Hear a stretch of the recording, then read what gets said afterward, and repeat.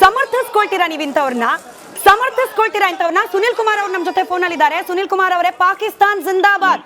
ಎಲ್ಲಿ ಜನರು ಪ್ರಜಾಪ್ರಭುತ್ವ ವ್ಯವಸ್ಥೆ ಮೇಲೆ ನಂಬಿಕೆ ಇಟ್ಟು ವೋಟ್ ಹಾಕಿ ಕಳಿಸಿ ನೀವು ರಾಜ್ಯ ಆಳ್ಲಿ ಅಂತ ಕಳಿಸ್ತಾರಲ್ಲ ವಿಧಾನಸೌಧದಲ್ಲಿ, ಪಾಕಿಸ್ತಾನ್ ಜಿಂದಾಬಾದ್, ಇದನ್ನ ಪ್ರಶ್ನೆ ಮಾಡೋ ಮಾಧ್ಯಮಗಳು ಸರಿ ಇಲ್ಲ ಅಂತಾರೆ ನಾಸಿರ್ ಹುಸೇನ್ ಅವರು. ಇದೊಂದು ಅಕ್ಷಮ್ಯವಾದಂತ ಒಂದು ಅಪರಾಧ ಇವತ್ತು ವಿಧಾನಸೌಧದಲ್ಲಿ ನಡೆದಿದೆ. ಒಂದು ಚುನಾವಣೆಯಲ್ಲಿ ಜಯಗಳಿಸಿದ ಕಾರಣಕ್ಕೆ ವಿಧಾನಸೌಧದಂತಹ ಜಾಗದಲ್ಲಿ ಪಾಕಿಸ್ತಾನದ ಪರವಾದಂತಹ ಘೋಷಣೆಗಳನ್ನ ಕೂಗೋಷ್ಟ್ರ ಮಟ್ಟಕ್ಕೆ ಧೈರ್ಯವನ್ನ ಕೊಟ್ಟಂತ ಕಾಂಗ್ರೆಸ್ ಇದಕ್ಕೆ ಉತ್ತರವನ್ನ ಕೊಡಬೇಕು. ಸುನಿಲ್ ಕುಮಾರ್ ಸರ್, ನೀವು ಈ ಪಾರ್ಟಿ ಪಾಲಿಟಿಕ್ಸ್ ಗಿಂತ ಮೀರಿದವರು, ಅದಕ್ಕಿಂತ ಪ್ರಬುದ್ಧರು ಅನ್ನೋದು ನನಗೆ ಗೊತ್ತಿದೆ. ಇಲ್ಲಿ ಕಾಂಗ್ರೆಸ್ ಪಾರ್ಟಿ ಅಂತಲ್ಲ ಸರ್, ಅದು ಪಾರ್ಟಿ ಲೆಕ್ಕಕ್ಕೆ ಬರೋದಿಲ್ಲ. ಇದನ್ನ ಅಷ್ಟು ಕೆಳಗೆ ತಗೊಂಡು ಹೋಗ್ಬೇಡಿ. ಆ ವ್ಯಕ್ತಿಯ ಮನಸ್ಥಿತಿ, ಇದನ್ನ ಪ್ರಶ್ನೆ ಮಾಡ್ಬೇಕು ನಾವು ಅಂತ ಹೇಳಿ ನಾನು ಆ ಇಡೀ ಗುಂಪಿನ ಮಾನಸಿಕತೆಯನ್ನು ಹೇಳ್ತೇನೆ. ಯಾಕೆ ಅಂತಂದ್ರೆ, ಒಬ್ಬ ಪಾಕಿಸ್ತಾನದ ಪರವಾಗಿ ಘೋಷಣೆಯನ್ನ ಕೂಗಬೇಕಾದ್ರೆ ಉಳಿದಂತವರು ಅದನ್ನ ಹತೋಟಿಯಲ್ಲಿ ಇಡಬಹುದಿತ್ತು. ಯಾರು ಹತೋಟಿಯಲ್ಲಿ ಇಡೋದಿಲ್ಲ. ಪತ್ರಕರ್ತರನ್ನ ಬೈಲೋಷ್ಟ್ರ ಮಟ್ಟಿಗೆ ಮುಂದುವರಿತಾರೆ ಅಂತಂದ್ರೆ ಯಾರು? ಹಾಗಾರ ಯಾರ ಪಾಸಿನ ಮುಖಾಂತರ ಬಂದಿದ್ರು? ಒಬ್ಬ ಬೆಂಬಲಿಗ ವಿಧಾನಸೌಧಕ್ಕೆ ಬರಬೇಕು ಅಂತಂದ್ರೆ ಯಾರಾದ್ರೆ ಹಿಂದೆ ಇರುವಂತ ಇನ್ಫ್ಲುಯೆನ್ಸ್? ಇದೆಲ್ಲದೂ ಕೂಡ ಚರ್ಚೆ ಮಾಡಬೇಕಾಗಿರುವಂತದ್ದು. ಇದು ಯಾರೋ ಒಬ್ಬ ವ್ಯಕ್ತಿ ಕೂಗ್ಬಿಟ್ಟಿದ್ದಾನೆ, ಅದಕ್ಕೋಸ್ಕರ ಅದನ್ನ ಬಿಟ್ಬಿಡಿ ಅಂತೇಳಿ ಒಬ್ಬ ವ್ಯಕ್ತಿಯನ್ನ ದೂಷಣೆ ಮಾಡೋದ್ರ ಜೊತೆನಲ್ಲಿ ಆ ಇಡೀ ಗುಂಪಿನ ಮಾನಸಿಕತೆಯನ್ನು ಕೂಡ ಪ್ರಶ್ನೆ ಮಾಡ್ಬೇಕು. ಇವತ್ತು ಚುನಾವಣೆಯಲ್ಲಿ ಜಯಗಳಿಸುವಂಥದ್ದು, ಸೋಲುವಂಥದ್ದು ಒಂದು ಪ್ರಜಾಪ್ರಭುತ್ವದಲ್ಲಿ ಸಹಜವಾದಂತ ಪ್ರಕ್ರಿಯೆ. ಅದು ದೊಡ್ಡ ವಿಷಯ ಏನಲ್ಲ. ಇಂಥ ಸಂದರ್ಭದಲ್ಲಿ ಪಾಕಿಸ್ತಾನದ ಪರವಾಗಿ ಘೋಷಣೆ ಕೂಗುವಂತ ಅನಿವಾರ್ಯತೆ ಏನಿದೆ ಅದು ಈ ವಿಧಾನಸೌಧದಲ್ಲಿ ಅಂತ ಪರಿಸ್ಥಿತಿ ಏನ್ ಬಂದಿದೆ ಇಲ್ಲಿ? ಇದನ್ನ ನೋಡ್ಕೊಂಡು ಸುಮ್ಮನೆ ಎಲ್ಲರೂ ಸುಮ್ಮನೆ ಕೂತ್ಕೊಳ್ಳುವಂಥದ್ದು ಏನಿದೆ ಹಾಗಾರೆ? ಇವತ್ತು ದೇಶದ್ರೋಹದ ಕೇಸನ್ನ ಹಾಕಿ ಒಳಗೆ ಹಾಕಬೇಕು. ಇದನ್ನ ಯಾವುದೇ ಹಂತದಲ್ಲೂ ಕೂಡ ಯಾರೂ ಸಮರ್ಥನೆ ಮಾಡ್ಕೊಳ್ಬಾರ್ದು. ಇದು ನನಗೆ ಕೇಳಿಸ್ತಿಲ್ಲ, ನಾನು ನೋಡ್ಲಿಲ್ಲ ಅನ್ನುವಂಥದ್ದು ಆಮೇಲೆ. ಇದನ್ನ ಯಾರೂ ಕೂಡ ಸಮರ್ಥನೆ ಮಾಡ್ಕೊಳ್ಬಾರ್ದು. ನಿಜ ನಿಜ ನಿಜ ನೋಡಿ.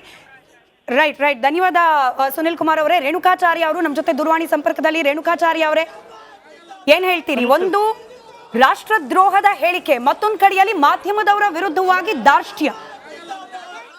ಒಂದು ಮೇಡಮ್, ಇದನ್ನ ಸಹಿಸಕ್ಕಾಗಲ್ಲ, ಅಕ್ಷಮ್ಯ ಅಪರಾಧ. ನಾನು ಇದು ಜಸ್ಟ್ ಕಾಂಗ್ರೆಸ್ಸಿನ ಮನಸ್ಥಿತಿ ಆಗಿದೆ ಅಂದ್ರೆ, ಈ ರಾಜ್ಯದಲ್ಲಿ ಕಾಂಗ್ರೆಸ್ ಅಧಿಕಾರಕ್ಕೆ ಬಂದಾಗ ಪಾಕಿಸ್ತಾನ, ಬಾಂಗ್ಲಾದೇಶ ಬೇರೆ ಕಡೆ ಸಂಭ್ರಮಾಚರಣೆ ಮಾಡ್ತಾರೆ. ಅಂದ್ರೆ ದೇಶದ ರೇಣುಕಾಚಾರ್ಯ ಸರ್, ಸಾರಿ ರೇಣುಕಾಚಾರ್ಯ ಅವರೇ, ನಾನು ಈಗಷ್ಟೇ ಸುನಿಲ್ ಕುಮಾರ್ ಅವ್ರಿಗೂ ಕೂಡ ಇದನ್ನೇ ಮನವಿ ಮಾಡ್ಕೊಂಡೆ. ಇದನ್ನ ಕೇವಲ ಪಾರ್ಟಿ ಪಾಲಿಟಿಕ್ಸ್ ಅಷ್ಟು ಚಿಕ್ಕ ವಿಚಾರವನ್ನಾಗಿ ಮಾಡಬೇಡಿ. ದೇಶ ಅಂತ ಬಂದಾಗ ಪಕ್ಷಾತೀತವಾಗಿ ಖಂಡಿಸಬೇಕು ಇದನ್ನ. ಯಾವ ಪಕ್ಷ ಕೂಡ, ನಾನು ಅನ್ಕೊಳ್ತೀನಿ ಕಾಂಗ್ರೆಸ್ ಪಕ್ಷ ಕೂಡ ಇದನ್ನ ಸಮರ್ಥನೆ ಮಾಡ್ಕೊಳ್ಳಿಕ್ ಮುಂದಾಗಬಾರದು ಅಂತ ಹೇಳಿ. ಪಕ್ಷದ ಪ್ರಶ್ನೆ ಅಲ್ಲ ಇದು, ಪಕ್ಷದ ಮನಸ್ಥಿತಿ ಪ್ರಶ್ನೆ ಅಲ್ಲ ಇದು. ಮೇಡಮ್ ಒಂದ್ ನಿಮಿಷ, ವಿಕೃತ ಮನಸ್ಸುಗಳು, ಅವ್ರ ಭಾವನೆಗಳು ಇಲ್ಲಿ ಅರ್ಥ ಆಗುತ್ತೆ.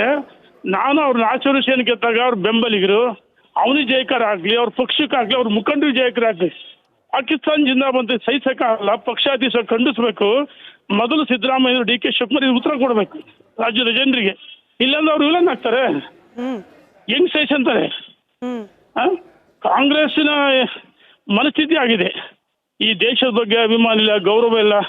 ಯಾರೋ ಒಬ್ಬನ ಅಲ್ಪಸಂಖ್ಯಾತ ಗೆದ್ರೆ ಅದಕ್ಕೋಸ್ಕರ ನಾವು ಹೇಳೋದು, ಕಠಿಣವಾದ ಕಾನೂನು ಏನಾಗಿದೆ ಈ ರೀತಿ ಬೆಳೆಯಕ್ ಬಿಟ್ರೆ ಮುಂದೆ ಕರ್ನಾಟಕ ಅಷ್ಟಲ್ಲ ದೇಶ ಪಾಕಿಸ್ತಾನ ಮಾಡ್ಬೋದು. ಅದಕ್ಕೋಸ್ಕರ ಯಾರು ದೇಶ ವಿರುದ್ಧ ಹೇಳಿಕೆಗಳು ಕೊಡ್ತಾರೆ, ಪಾಕಿಸ್ತಾನ್ ಜಿಂದಾಬಾದ್ ಅಂತಾರೆ, ಅಂತರ ಮುಲಾಜಿಲ್ಲ ಈ ಸರ್ಕಾರ. ಕರ್ನಾಟಕ ಕಾಂಗ್ರೆಸ್ ಸರ್ಕಾರ ಇದೆ, ಗುಂಡಿಟ್ಟು ಹೊಡಿಬೇಕು. ಇದು ನನ್ನ ಒತ್ತಾಯ, ಮೊದಲನೇ ಒತ್ತಾಯ. ರೈಟ್. ಧನ್ಯವಾದ ಸರ್, ರಿಪಬ್ಲಿಕ್ ಕನ್ನಡದ ಜೊತೆ ಮಾತನಾಡಿದ್ದಕ್ಕೆ.